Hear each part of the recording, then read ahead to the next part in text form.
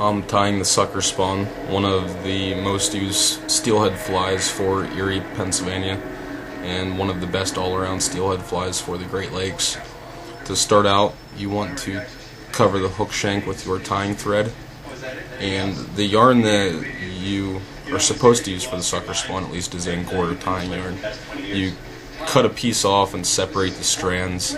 I like to use 3 strands on patterns that are size 14 or larger, and 2 strands on patterns that are 16 and smaller.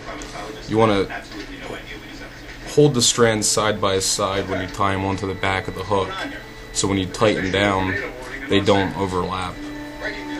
This will keep the loop standing straight up rather than twisting around and going horizontal. When you tie them in, you simply fold them over the front, and again, keeping them side by side, pinch them, pull them back, then you again pinch the strands on the hook shank to form the loop. When you have the loop, you make one loose wrap, then pull it down tight. Make sure the loops are properly placed. Make 3 or 4 more tight wraps just to secure it, then you repeat the process. Generally, you should go for about 5 loops of the yarn on the hook shank.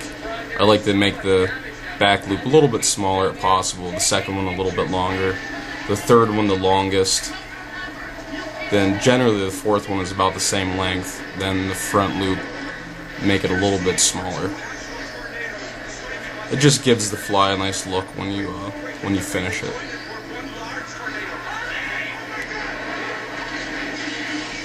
If you tie it properly, you don't need to leave those tag ends at the front just to make up space. You should be able to make a neat head with the whip finish.